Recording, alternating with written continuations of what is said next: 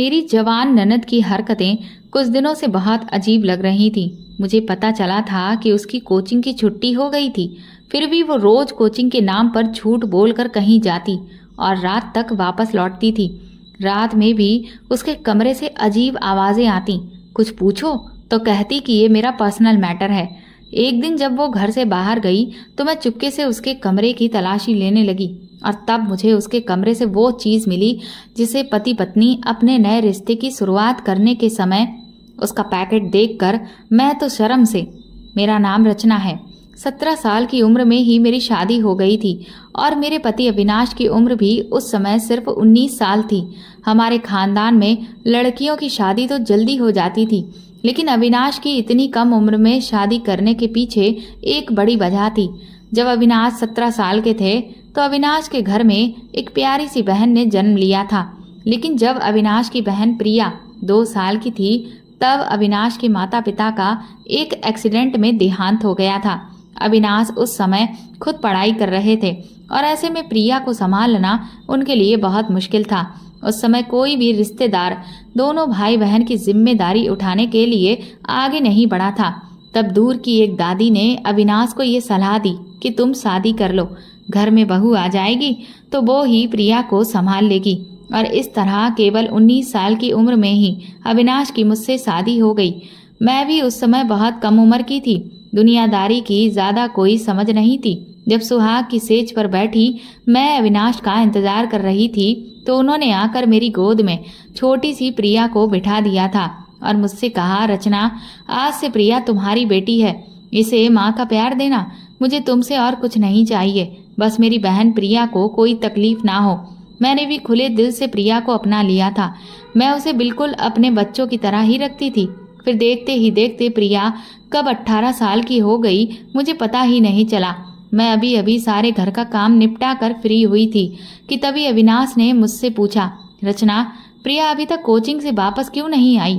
आज अविनाश ऑफिस नहीं गए थे क्योंकि आज उनके बॉस की बेटी की शादी थी, इसलिए अविनाश की छुट्टी थी।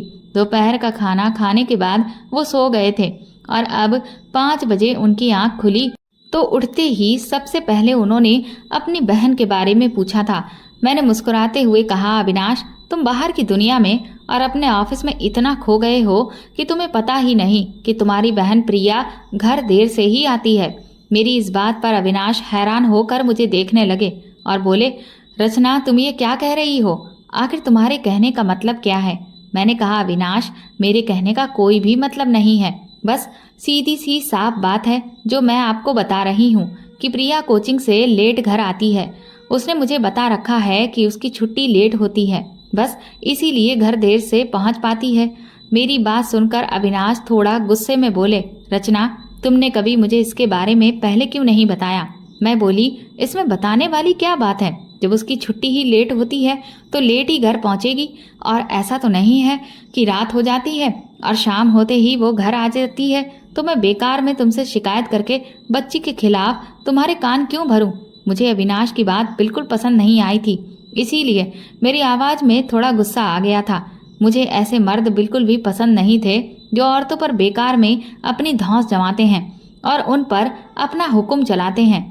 मुझे गुस्से में देखकर अविनाश थोड़ा नरम पड़े और बोले, रचना, तुम अच्छी तरह से जानती हो कि जिस बच्ची की तुम बात कर रही हो उस बच्ची की माँ नहीं है। तुम्हें याद है, मैंने जब छोटी सी प्रिया को तुम्हारी गोद में दिया था तब मैंने कहा था कि इसे अपनी बेटी की तरह ही पालना। तुम्हें प्रिया की माँ का दर्जा दिया था और माँ अपने बच्चों की गलत हरकतों पर पर्दा नहीं डालती। मैंने प्यार से अविनाश को समझाते हुए कहा कि प्रिया अभी बच्ची है, अगर हम उसके साथ जोर जबरदस्ती करेंगे, बहुत ज्यादा रोक टोक करेंगे तो वो जिद्दी भी हो सकती है और बिगड़ भी सकती है, इसलिए हमें उस पर बेकार की पाबंदियां नहीं लगानी चाहिए। मैंने प्रिया को बिल्कुल अपनी बच्ची की तरह ही पाला है, लेकिन उस पर पूरी नजर भी रखती हूँ। क्या आपको कभी लगा है कि मैं कहीं गलत साबित हो रही हूँ? क्या कभी प्रिया ने आपसे शिकायत की मेरे खिलाफ कि मैं उसको तंग करती हूँ, उस पर जुल्म करती हूँ? मेरी बात सुनकर अविनाश ने ना में सिर हिला दिया और बोले, नहीं रचना, मुझे तुम पर पूरा विश्वास है कि तुम एक अच्छी माँ साबित हुई हो। अच्छा बाबा, ठीक है, जो मर्जी हो करो अपनी बेटी के साथ, लेकिन मुझे तो भूखा मत मारो। दोपहर को भी बस हल्का फुल्का ही खाना खाया था। अब मुझे भूख लगी है, कुछ खाने को दे दो। लेकिन मैंने महसूस किया कि जैसे अविनाश अभी भी मेरी बातों से संतुष्ट नहीं थे। मैं अविनाश के लिए चाय के साथ कुछ नाश्ता बनाकर ले आई। शाम को 7 बजे तक प्रिया घर वापस आ चुकी थी। अविनाश के चेहरे से लग रहा था कि जैसे वो प्रिया से कुछ पूछना चाहते हैं, लेकिन शायद मेरी वजह से ज्यादा पूछताछ नहीं की। सिर्फ इतना ही कहा कि 5 बजे तक घर आ जाया करो। अविनाश की बात पर प्रिया कुछ नहीं बोली, बस हाँ में सिर हिला दिया। आज प्रिया मुझे बहुत चुपचाप सी लग रही थी। पहले तो वो जब भी आती थी तो चहकती हुई आती थी, हमेशा बोलती रहती थी, अपनी सहेलियों की बातें, अपनी कोचिंग की बातें बताती रहती थी। लेकिन आज वो बहुत चुप थी। मुझे लगा कि शायद अविनाश की बात पर प्रिया उदास हो गई होगी। इसलिए मैंने प्रिया को समझाने की खातिर कहा कि प्रिया, अपने भाई की बात का बुरा मत मानना, वो तो बस तुम्हारी भलाई के लिए ही कह रहे थे। अंधेरा हो जाता है ना, तो कहीं रास्ते में तुम्हें कोई दिक्कत ना हो, बस इसीलिए वो ऐसे कह रहे थे। लेकिन प्रिया ने मेरी बात सुनी ही नहीं, वो चुपचाप बैठी रही। अब मुझे प्रिया की चिंता होने लगी। मैंने उसके सर पर हाथ फेरते हुए कहा, क्या बात है, तुम परेशान हो? लेकिन मेरा इतना कहना था कि वो एकदम से गुस्से से बोली, क्या है भाभी, 2 पल तो सुकून से सांस लेने दिया करो। आपको हर वक्त के सवाल जवाबों से मैं तंग आ चुकी हूँ। कह तो दिया एक बार कि कोई प्रॉब्लम नहीं है, लेकिन आप तो हाथ धोकर पीछे ही पड़ गई हैं। इतना कहकर वो पैर पटकते हुए अपने कमरे में चली गई। मुझे बहुत हैरत हुई। इससे पहले उसने कभी भी ऐसी बात नहीं की थी। वो तो शुक्र था कि उस वक्त अविनाश कमरे से जा चुके थे, नहीं तो पता नहीं क्या तमाशा खड़ा हो जाता। मेरे अंदर से किसी ने मुझे प्रिया के खिलाफ भड़काना चाहा, लेकिन मैंने फिर अपने दिल को समझाया कि जरूर बच्ची पढ़ाई की वजह से परेशान होगी, तभी वो ऐसे बोल कर गई है, वरना वो पहले तो कभी ऐसी नहीं थी। मैं कमरे में वापस आई तो अविनाश ने मुझसे पूछा, रचना, ये प्रिया ऐसे बात क्यों कर रही थी? मैंने कभी उसको तुम्हारे साथ बदतमीजी करते हुए नहीं देखा। अभी मैं उसको जाकर बताता हूँ कि बड़ों से कैसे तमीज से बात की जाती है। अविनाश के तेवर देखकर मैं डर गई। बड़ी मुश्किल से मैंने उनको शांत किया। मेरे बहुत ज्यादा समझाने पर वो मान तो गए, लेकिन मुझे समझाते हुए बोले, रचना, अभी तुम प्रिया से नाराज ही रहना, इतनी जल्दी मान मत जाना, नहीं तो वो समझेगी कि तुम्हें तो कोई फर्क ही नहीं पड़ा और फिर वो आगे से तुम्हारी इज्जत नहीं करेगी। मैंने हाँ में सिर्फ सिर हिला दिया और अपने पति के लिए मेरे दिल में इज्जत और भी ज्यादा बढ़ गई कि उनको मेरा इतना ख्याल है। सच कहते हैं, पति ही अपनी पत्नी की इज्जत करवाता है। मैं तो सोच रही थी कि अगले दिन प्रिया के साथ नॉर्मल रहूंगी, जिससे कि उसका मूड अच्छा हो जाए। लेकिन अविनाश की बातों से मुझे लगा कि हाँ, प्रिया को एहसास दिलाना जरूरी है कि उसने गलती की है, नहीं तो वो आगे से और भी ज्यादा मेरे साथ बदतमीजी कर सकती है और मुझे जवाब दे सकती है। अगले दिन मैं उठी तो वो कॉलेज जाने के लिए तैयार हो रही थी। मैंने जल्दी से उसके लिए नाश्ता बनाया और बाहर टेबल पर लाकर रख दिया। वैसे तो हमेशा वो मेरे पास किचन में खड़े होकर ही नाश्ता करती थी, लेकिन जब उसने टेबल पर नाश्ता रखा देखा तो बहाने से अपने नाश्ते की प्लेट अंदर किचन में ले आई, ये कहते हुए कि भाभी, मुझे एक और पराठा चाहिए। मैंने उसकी प्लेट में एक और पराठा रख दिया और वो वहीं मेरे पास खड़े होकर नाश्ता करने लगी। हालांकि इससे पहले प्रिया एक ही पराठा खाया करती थी। मुझसे बात करने के बहाने वो बोली, भाभी, दोपहर में क्या बनाओगी? उसकी बात का मैंने बस पता नहीं ये कहकर जवाब दिया। उसकी उतरी हुई शक्ल देखकर सब पता लग रहा था कि उसे इस बात का पूरा एहसास है कि उसने मेरे साथ कल बदतमीजी की है। मैं उसको इग्नोर करती हुई वापस अपने कमरे में आ गई। हालांकि मेरा दिल अंदर ही अंदर परेशान हो रहा था। उसकी हालत देखकर मुझे अच्छा नहीं लग रहा था, लेकिन उसको सबक सिखाना भी जरूरी था।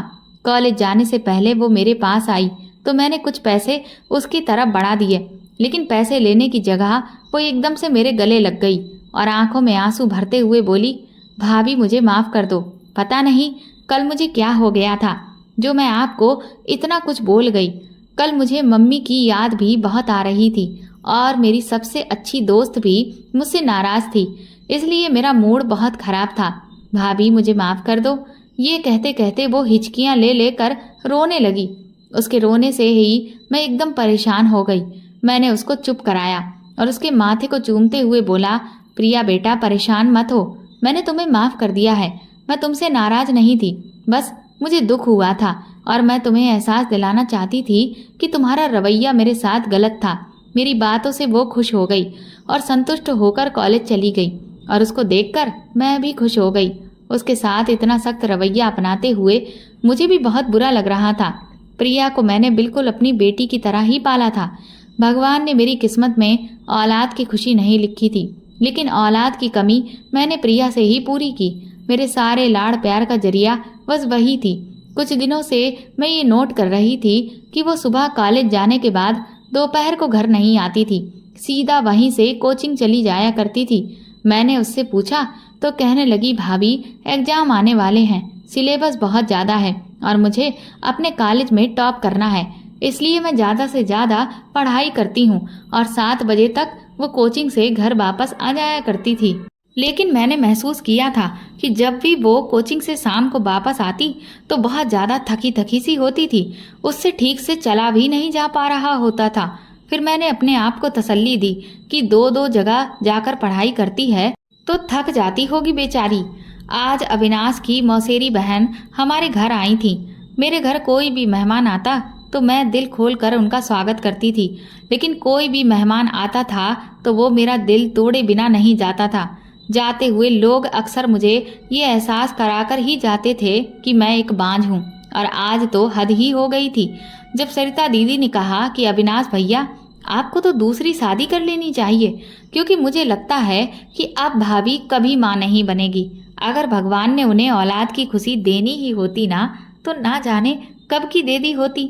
आप भी तो आखिर इंसान हैं, आपका भी तो मन करता होगा अपने खुद के बच्चे को अपनी गोद में खिलाने का। सरिता दीदी की ये बात सुनकर मेरा दिल टूट गया था। मैंने नम आंखों से अविनाश की तरफ देखा। अविनाश ने मुझे आंखों ही आंखों में तसल्ली दी और सरिता से कहा, सरिता दूसरी शादी के बारे में ना तो कभी सोचा है और ना ही मैं सोचूंगा। मैं सिर्फ बच्चों के लिए रचना की इतने सालों की वफा और सेवा को भुला नहीं सकता। अविनाश की बात सुनकर मेरा ढेर सारा प्यार उस पर उमड़ आया था। अविनाश बहुत ही अच्छे पति साबित हुए थे। वो मेरा बहुत ख्याल रखते थे, मेरी हर खुशी का ध्यान रखते थे। आज तक शायद ही कोई दिन ऐसा आया हो जब उनकी वजह से मेरी आंखों में आंसू आए हों। मैंने अपनी आंखों में आए हुए आंसुओं को साफ किया, लेकिन तभी मेरी नज़र थोड़ी दूर बैठी प्रिया पर पड़ गई। वो अपनी पढ़ाई छोड़कर हमारी बातों में दिलचस्पी ले रही थी। वो अपने भाई की तरफ देख रही थी। उसके चेहरे के एक्सप्रेशन भी बहुत बिगड़े हुए थे, जैसे कि अंदर ही अंदर वो गुस्से से कांप रही हो। पता नहीं क्यों मेरे दिल में ये ख्याल आया कि लगता है प्रिया को अपने भाई की बात पसंद नहीं आई, लेकिन मैं प्रिया के खिलाफ अपने दिल में कोई बुरे ख्याल नहीं लाना चाहती थी, इसलिए मैंने अपने इस ख्याल को दिल से निकाल दिया। सरिता दीदी ने अविनाश की इस बात से मुंह फुला लिया और बिना खाना खाए हुए ही चली गईं, लेकिन ना चाहते हुए भी मेरा ध्यान बार बार प्रिया की तरफ ही जा रहा था। वो अपनी किताबों को गुस्से से सेट करते हुए और पैर पटकती हुई अपने कमरे में चली गई। रात को जब प्यास से मेरी आंख खुली तो मैं पानी लेने किचन में आई, लेकिन प्रिया के कमरे की लाइट उस वक्त जल रही थी। ये देख मुझे बहुत ज़्यादा हैरत हुई कि रात के 1 बजे तक प्रिया क्यों जाग रही थी। सुबह तो उसे कॉलेज भी जाना होता था। मुझे उसकी चिंता होने लगी। मैंने जल्दी से आगे बढ़कर उसके कमरे का दरवाज़ा खटखटाया, लेकिन 2-3 मिनट गुजरने के बाद भी उसने दरवाज़ा नहीं खोला, जबकि अंदर से उसके बेड के अजीब से चरमराने की आवाज़ आ रही थी। पर कुछ ही देर में बिल्कुल सन्नाटा पसर गया। जब बहुत देर बाद दरवाज़ा खुला तो मैं उसकी हालत देखकर दंग रह गई। उसके बाल बहुत बुरी तरह से बिखरे हुए थे और आंखें भी लाल हो रही थीं। वो पसीने से भीगी थी और हाँफ भी रही थी। उसकी ऐसी हालत देखकर मैं घबरा गई। मैंने एकदम आगे बढ़कर उसको गले से लगा लिया। मैंने कहा, बेटा क्या बात है, तुम्हारी आंखें इतनी लाल क्यों हैं? इतनी देर रात तक जागोगी तो यही हाल होगा। हमें नहीं चाहिए ऐसे अच्छे नंबर जो तुम्हारी सेहत खराब करें, इसलिए शाम को जल्दी सोया करो, अपनी सेहत का ख्याल रखो। मेरी बात सुनकर वो अजीब तरह से सहम गई। ये देखकर मैं अब और भी ज़्यादा परेशान हो गई। मैंने कहा, क्या बात है प्रिया? मुझे लगता है तुम रोती रही हो, इसीलिए तुम्हारी आंखें लाल हैं। मेरी बात सुनकर वो बोली, भाभी ऐसी कोई खास बात नहीं है, बस मुझे मम्मी की याद आ गई थी। मैं बहुत देर तक उसको समझाती रही और फिर उसे सोने का कहकर अपने कमरे में चली आई। मेरे दिल में अब वहम पैदा हो गया था। पता नहीं आजकल प्रिया को अपनी माँ की याद बार बार क्यों आने लगी थी। और फिर मैंने उसकी जो हालत देखी वो तो कुछ और ही बात बयान कर रही थी। ये सब सोच मैं पूरी रात सो न सकी। बार बार दिल में घबराहट होती कि कहीं कुछ गड़बड़ ना हो जाए, कहीं प्रिया के साथ कुछ गलत ना हो जाए, या वो किसी गलत राह पर ना निकल जाए। अगर उसके साथ कुछ गलत हो गया तो मैं अविनाश को क्या जवाब दूंगी। अविनाश का तो मुझ पर से भरोसा ही टूट जाएगा। वो मुझ पर कितना भरोसा करते हैं। मैं क्या कहूँगी अविनाश से जब वो मुझसे पूछेंगे कि तुमने माँ बनकर मेरी बहन की कैसी परवरिश की है। मेरे दिमाग में एक भी जवाब नहीं आ रहा था कि मैं उनको संतुष्ट कैसे कर पाऊंगी। मैंने बीच बीच में उठकर प्रिया के कमरे की तरफ देखा, लेकिन उसके कमरे की हर बार लाइट जलती हुई मिली। मैं ऐसे ही परेशानी में करवट बदल रही थी कि तभी घड़ी ने 5 बजे का अलार्म बजाया। मैं उठकर बाहर आई, लेकिन मैंने देखा कि ठीक उसी समय प्रिया के कमरे की लाइट बंद हुई थी। मैं तो सोच रही थी कि अब सुबह हो गई है, प्रिया बाहर आएगी और भगवान की आरती करेगी, क्योंकि आज तक का ये नियम था कि वो रोज सुबह उठकर भगवान की आरती करती थी। लेकिन अब मैं कुछ दिनों से ये देख रही थी कि उसने अपना ये नियम तोड़ दिया था, क्योंकि वो रात भर ना जाने ऐसा क्या करती थी जिस कारण वो सुबह देर तक सोती थी। लेकिन मुझे लगा कि ये उसका पर्सनल मामला है, इसलिए मैं उसके इस मामले में ज़्यादा दखल नहीं देती थी। अगर उसे भगवान से लगन लगानी होगी तो वो मेरे कहने से नहीं बल्कि खुद अपने दिल से भगवान से लगन लगाएगी। मैं नहा धोकर फ्रेश हुई और घर का काम निपटाने के बाद जल्दी से नाश्ता बनाने लगी। थोड़ी देर बाद प्रिया भी फ्रेश होकर आ चुकी थी। वो कॉलेज जाने के लिए एकदम तैयार थी। मैंने उसके लिए नाश्ता लगाया। वो मेरे पास ही खड़ी होकर नाश्ता करने लगी। जब मैंने उसे कहा कि आज कोचिंग से छुट्टी कर लेना और घर जल्दी आ जाना, कुछ ज़रूरी काम है, तो वो बोली, ऐसा क्या ज़रूरी काम है जो मुझे कोचिंग से छुट्टी करनी पड़ेगी। मैंने उसे बताया कि तुम्हारे लिए कुछ शॉपिंग करनी है। मैं सोच रही हूँ कि तुम्हें कोई नई ड्रेसेस दिलवा दूँ। मेरी बात सुनकर वो मुस्कुरा दी, कहने लगी, भाभी इतनी सी बात के लिए मैं कोचिंग से छुट्टी क्यों करूँ। आपको जो भी कपड़े पसंद आए वो मेरे लिए आप लिए आना। खुशी खुशी मैं वो कपड़े पहन लूँगी। मेरी पसंद नापसंद का कोई सवाल ही नहीं उठता। बस मैं छुट्टी नहीं करूँगी। मेरा कोचिंग जाना बहुत ज़रूरी है। उसकी बात सुनकर मैं दंग रह गई।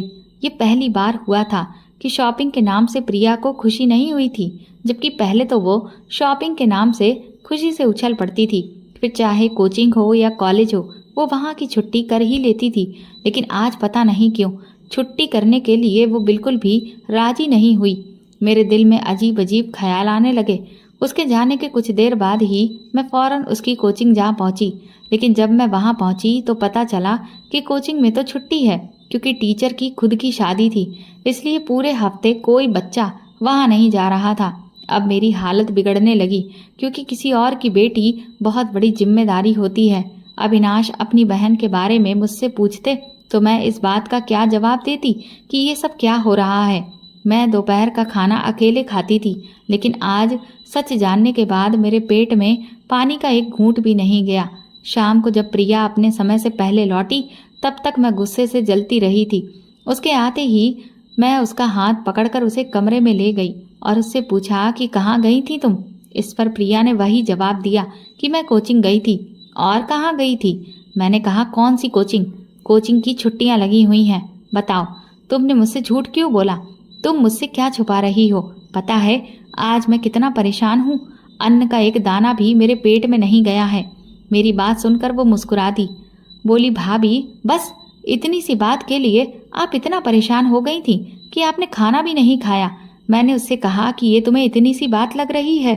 मेरे प्राण निकले जा रहे हैं। बताओ ये सब क्या है? वो बोली, भाभी आप तो बेवजह बात को खींचने लगती हैं। जैसा आप समझ रही हैं वैसा कुछ भी नहीं है। बात दरअसल ये है कि जैसे ही कोचिंग की छुट्टियां हुई तो मेरी दोस्त है ना मंजू, वो मुझे अपने साथ अपने घर ले जाती है। वो कहने लगी, जब तक कोचिंग नहीं खुल जाती हम दोनों साथ में पढ़ाई कर लिया करेंगे। बस मैंने उसकी बात मान ली और आपको बताना इसलिए ज़रूरी नहीं समझा क्योंकि मुझे पता था कि आप मना तो करेंगी नहीं। और फिर पढ़ाई ही तो करनी है। कोचिंग में करूं या फिर सहेली के घर जाकर करूं? फिर प्रिया मुझसे इधर उधर की बातें करने लगी। थोड़ी देर में मेरा भी मूड ठीक हो गया। अगले दिन उसने कॉलेज से खास मेरे लिए छुट्टी की थी। मैंने कहा चलो तुम्हें मैं नए कपड़े दिलवा दूं, तो प्रिया ने नए कपड़े लेने से मना कर दिया। कहने लगी भाभी मुझे नए कपड़े नहीं चाहिए, लेकिन हाँ भाभी मुझे आपका वो रेड कलर वाला सूट बहुत पसंद है, वो आप मुझे दे दें। मुझे और कपड़े लेने की कोई ज़रूरत नहीं है, आप अपने पुराने कपड़े मुझे दे सकती हैं।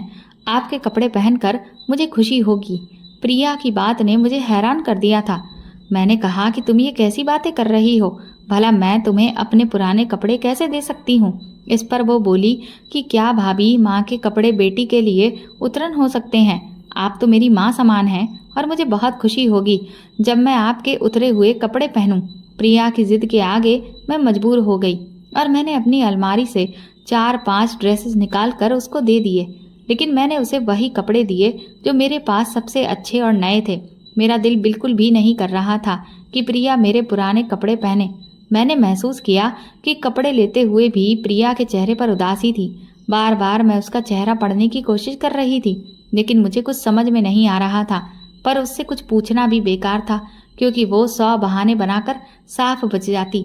कोचिंग अभी तक खुली नहीं थी, लेकिन प्रिया अभी भी अपनी सहेली के घर पढ़ाई करने जाती थी। मुझे भी उस पर पूरा भरोसा था, इसलिए मैंने उसे नहीं रोका। आज भी प्रिया कॉलेज से सीधे अपनी सहेली के घर चली गई थी। अविनाश आज घर पर ही थे।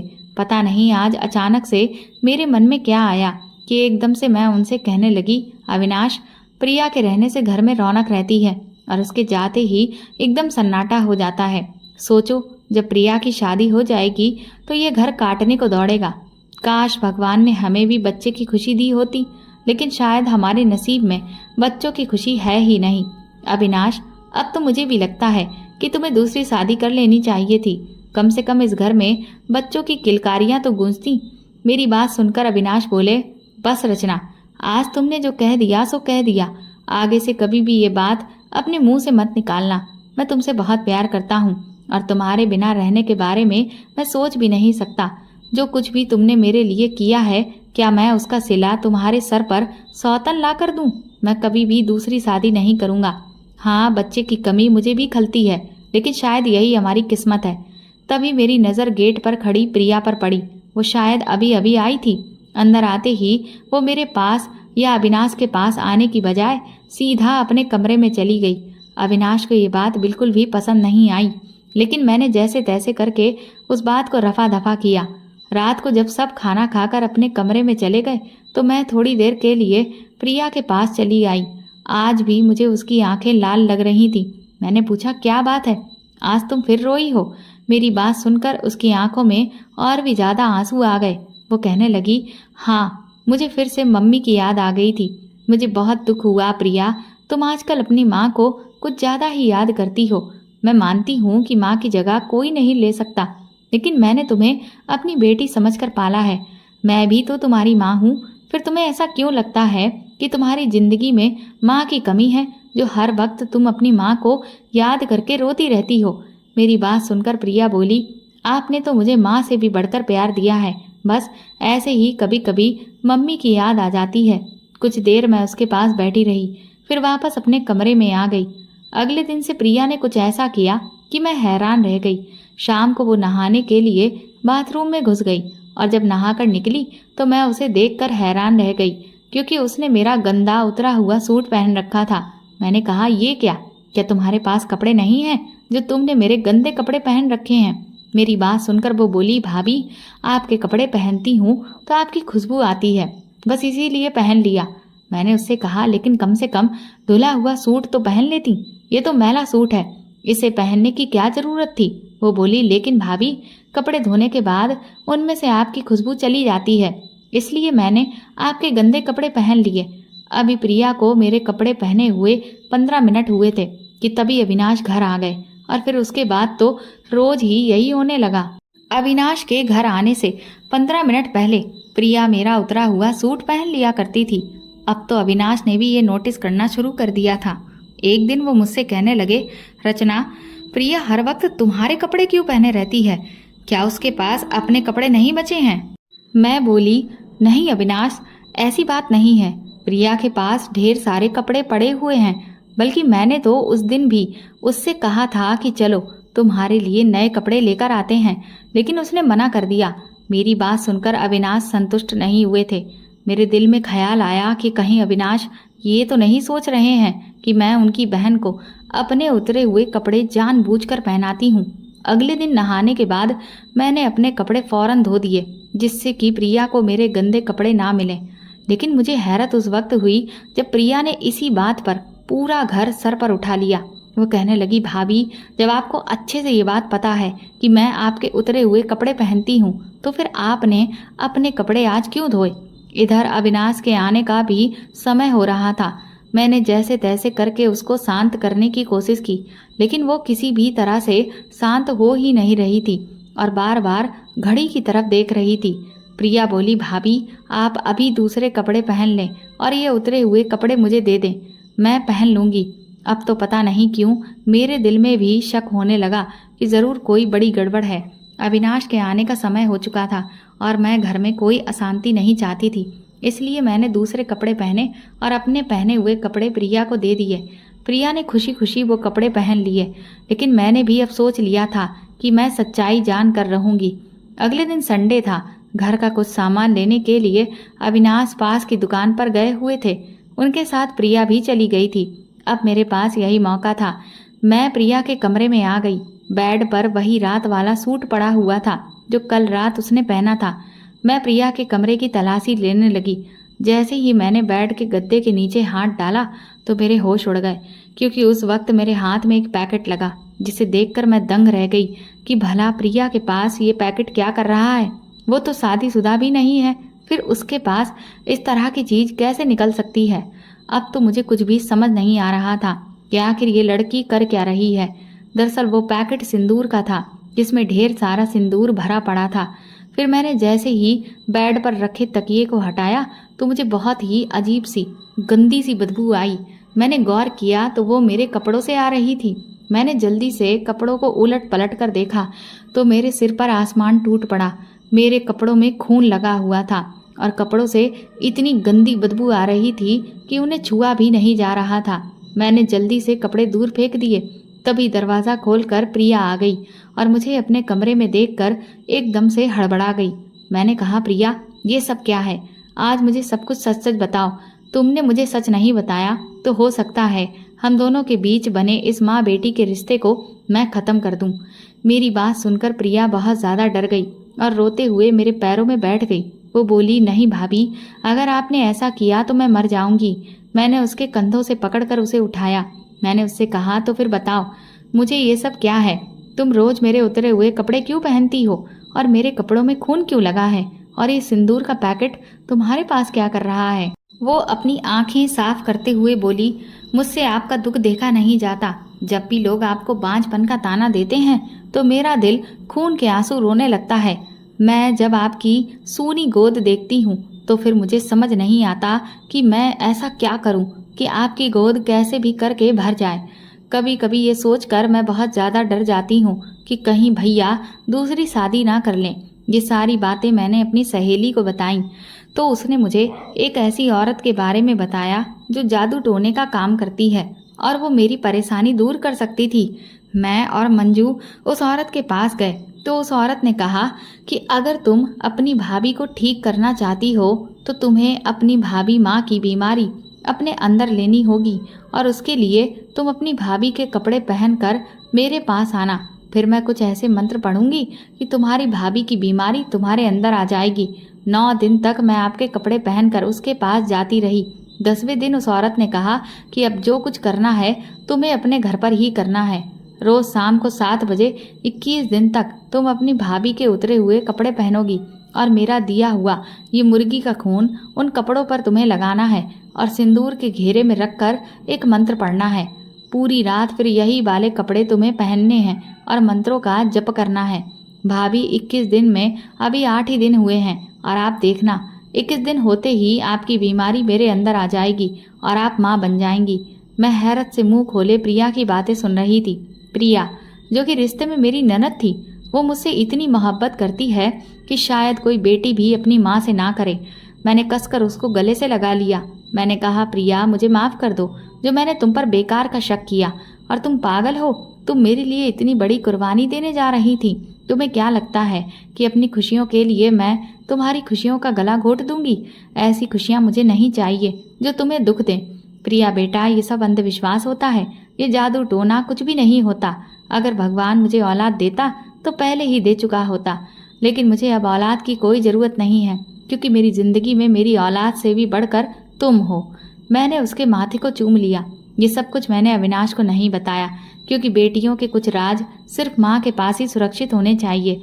मेरे समझाने पर प्रिया मान गई और उसने वो सब कुछ करना बंद कर दिया। जब प्रिया की पढ़ाई पूरी हो गई तो हमने उसके लिए एक अच्छा सा रिश्ता देखकर उसकी शादी करके उसे विदा कर दिया। हम दोनों पति पत्नी अक्सर प्रिया से मिलने जाते हैं। कुछ सालों में प्रिया माँ बन गई और जब उसके पति को कंपनी की तरफ से विदेश जाना पड़ा तो प्रिया हमारे साथ ही आकर रहने लगी थी, क्योंकि उसके ससुराल में कोई भी नहीं था जो उसके साथ रहता।